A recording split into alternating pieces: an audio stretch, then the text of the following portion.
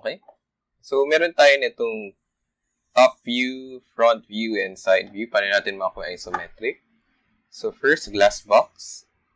Gamitin lang natin yung length with height na makuha natin from the multi-view to get yung glass box natin. So, kunin nyo lang yung pinakamalaking box squares. Nakakuha dyan, then project nyo dito sa isometric nyo. Ito yung glass box mo. Okay? So, ito yung sa top, ito yung sa front, and ito yung sa side. If tinignan nyo tong figure na ito, mukha siyang symmetric.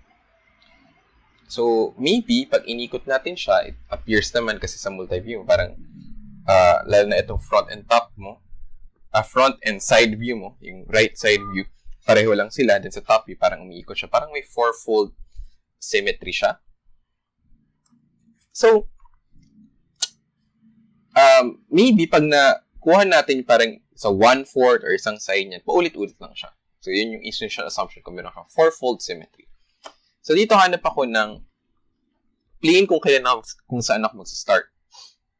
Okay?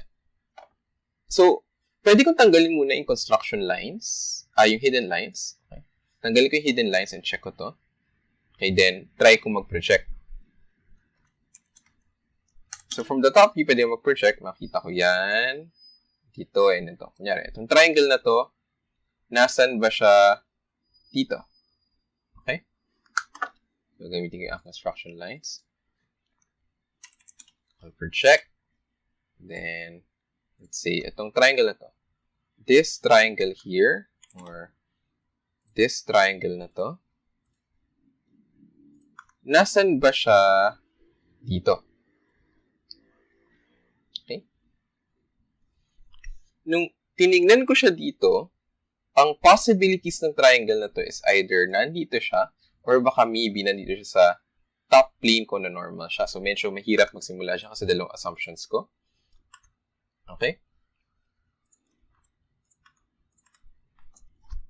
So, and if I look at the other triangles, medyo ganun yung mangyayari. So, baka, for in this case, rather, mas maganda na mag-start ako dito sa square na to. Itong square na to, pag ito yung in-assume ko, pag nag-project ako, pababa. Okay? Pag nag-project ako pababa, for this square, this square here, ang possible na mangyari sa kanya is either ito siya or nandito siya sa baba. Nandito. Pero, in contrast dun sa isa, yung kanina natin triangle na ito, mas madali sa akin na i-assume muna ito, this square here, okay, is this one. Kasi madali lang siyang i-project here. Since pag ito yung assumption ko, this one here, okay, pag ito yung assume ko, makita ko na itong square na to is ito and ito, normal lang siya. And madali siyang i-sketch out sa ISO ko. So, para makuha kung nasan siya here, gawa lang ang circle, from here until dun sa edge. Okay, then i-move ko siya from here to here. So, ito lang ginagawa niya sa compass. Okay. Then,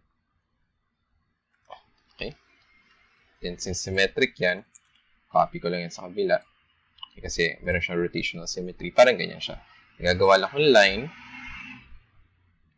from here until here, and here, until here. And same dito.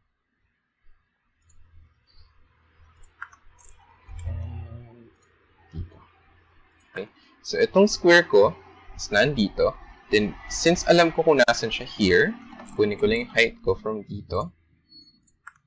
Then, move ko lang to. Baba ko siya here. So, ito yung height ko. Ang gagawin ko, move ko tong square na to to its actual height, which is ito. And yung square ko is nandyan. Okay? So, itong purple ko, ito, construction lines ko to.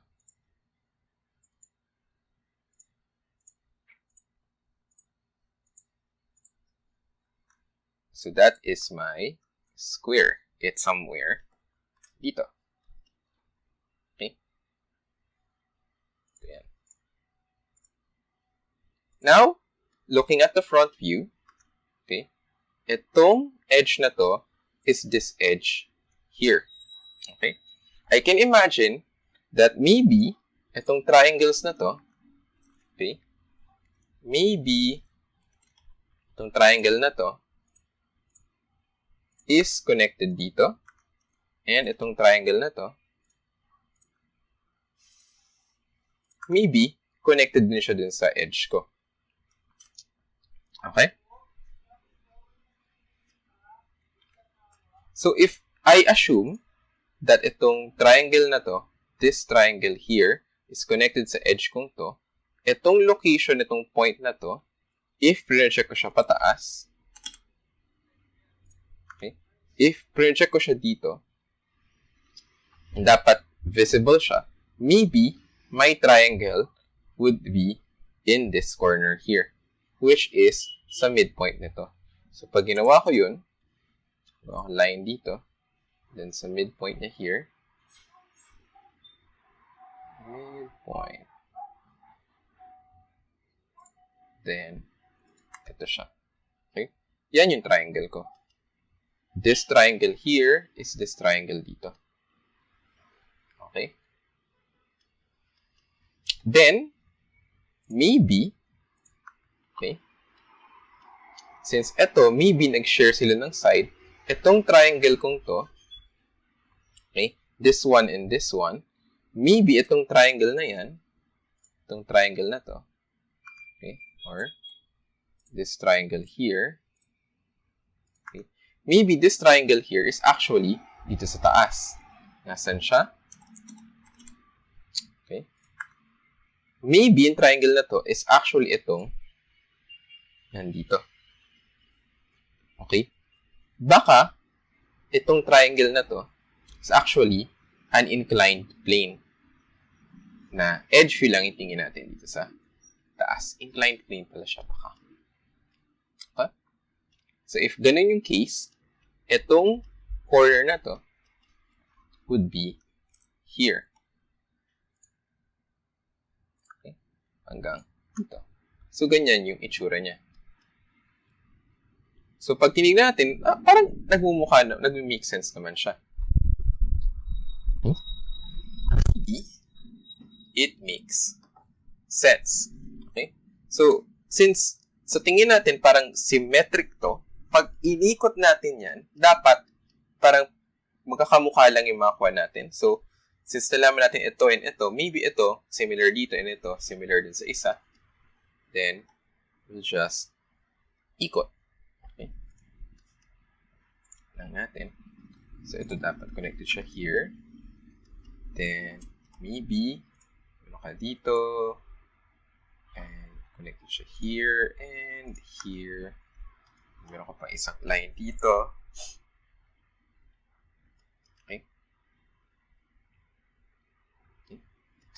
So, ito, maybe, connected siya dito,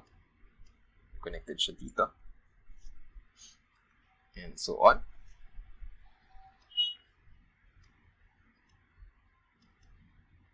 Okay? So, itong triangle na to is this triangle here. Then, itong triangle na to is maybe this triangle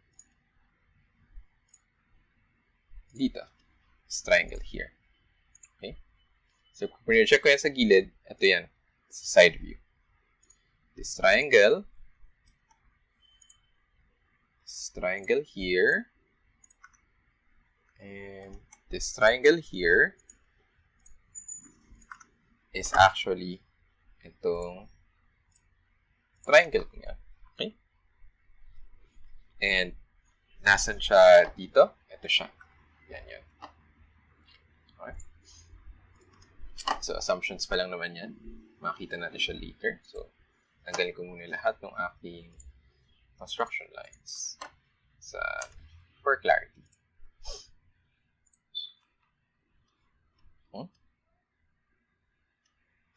So, yan. So, if ganun siya, maybe, pag symmetric siya, dapat lahat ito may linya siya. Okay, connected lahat yan. Okay? So, pag ganun yung nangyari, Itong triangle nito, it's this, maybe, okay? Okay. So first, this triangle here, this triangle dito, ito yan. Ito yung edge yung mong yan. Okay. It's this one.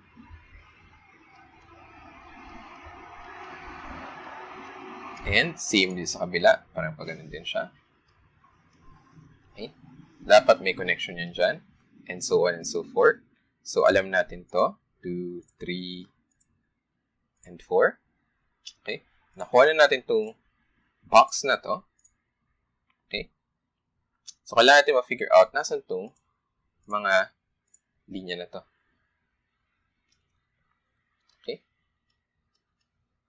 Itong triangle ko dito, if nakita ko siya, okay?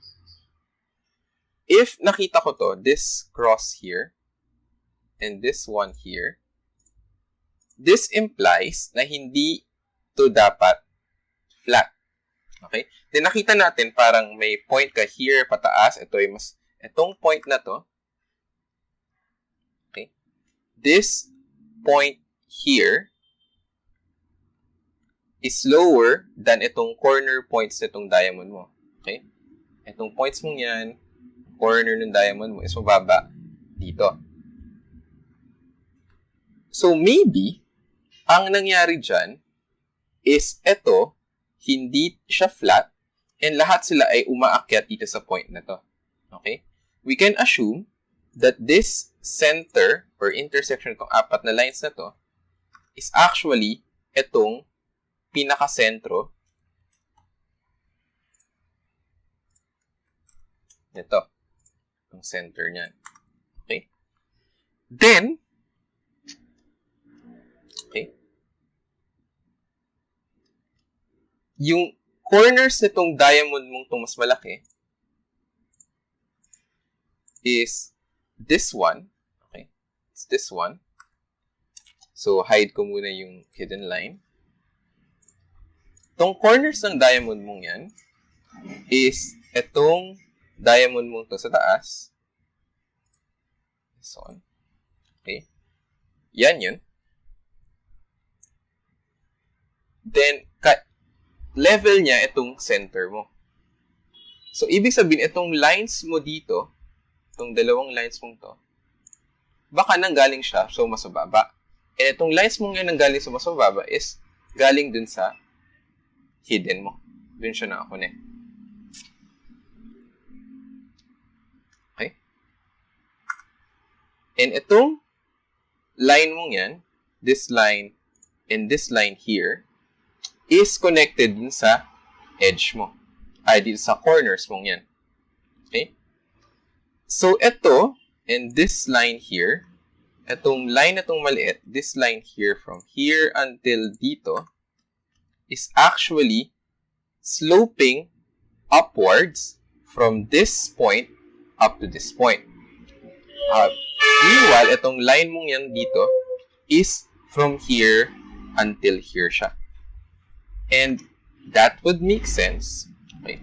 Pag drawing natin siya dito, okay, itong diagonals mo dito, this one and this one, okay, they're actually coming from the corner of our squares here up to the center of this top face here. Okay? So, kita natin siya. From here until here. Okay? Paganyan siya. Gagawin natin siya for the 4 different ones.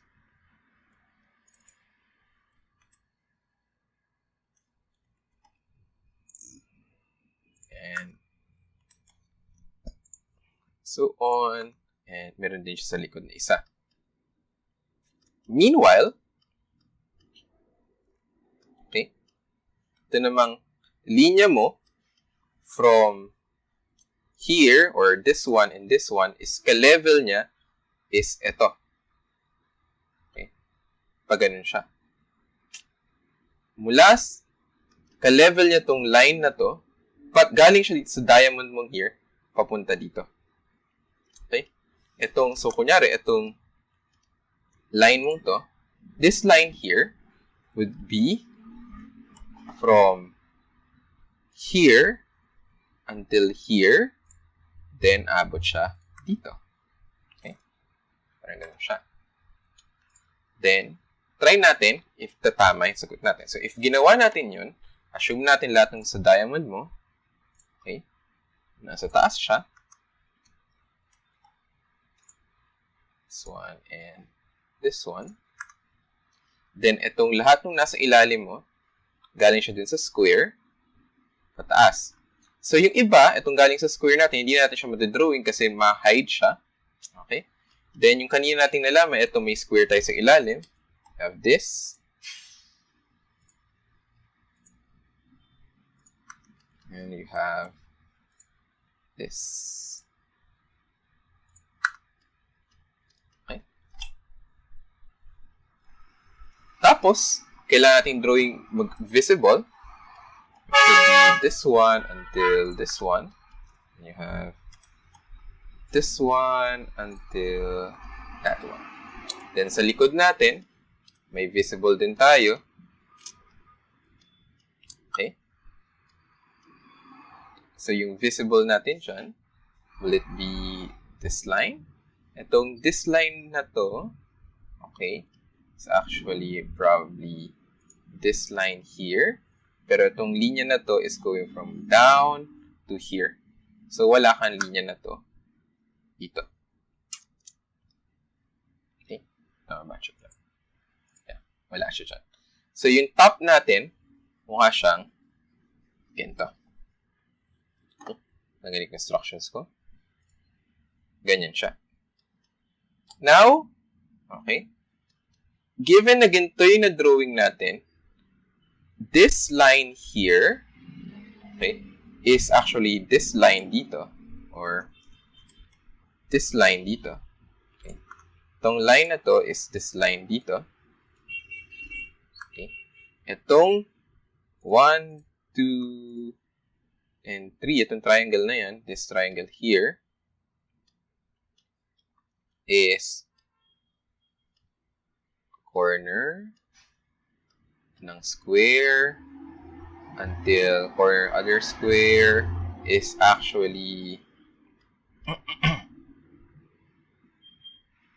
this triangle dito. Okay. And we have yung others natin. Okay. Yeah. Then ito is this one here. And yung iba is may pataas ka dito. Pataas ka dyan. It is sloping papunta dito. Okay. So, yan. So, medyo optical illusion siya, but it will look something like this. So, na-ascertain natin yun using itong top. Then, itong bottom mo, medyo madali na lang siya kasi since bottom naman siya. And assume natin na since mukhang symmetric to from top to bottom, may nakita lang natin na hidden line is ito, maybe itong taas mo, symmetric lang or same lang siya ng projection nung sa baba mo. So, ang gagawin natin, same nung construction sa taas. Maybe, itong position nitong point na to here is the same as position ng point na to here. Nakalagay din sa edge. So, ang gagawin ko, gagawa ko ng line dito. Okay. Gagawa ko ng line dito sa baba. And, ayan. Ito yung construction line ko. Then, second construction line dito at saka dito. Okay. So, another construction line. Then, all of this, itong box kong to, same sa baba, connected siya dito sa ilalim ko. Siya here, until dito, and ito rin isa, connected siya dito. Okay? So, nagawa ko to. Then, para magawa ko naman tong line na to, kailangan, this one here, okay, itong line na to, or itong line ko sa baba, maybe ito yung connection from here until here. Ako J ito. Pag ganyan. Then, pag inikot ko siya, same, para ganun, ma-hide lang siya. And my final answer is something like this. Okay, tanggalin natin yung glass box. Mukha siyang ganito. So, yung isometric view pala, nitong multi-view natin na mukhang symmetric would look something like this. Medyo trippy lang siyang tignan, but ganyan talaga yung kakalabasan niya. So, check ko kasi gumawa ako ng answer nito before. Okay.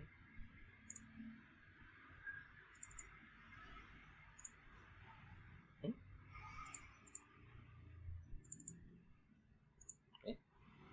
But, anyway,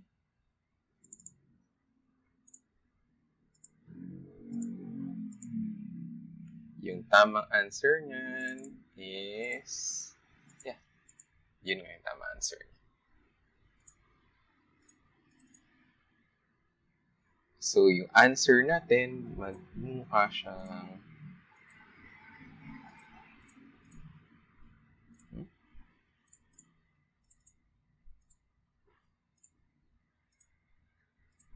ganito. Yan. Yan yung ISO.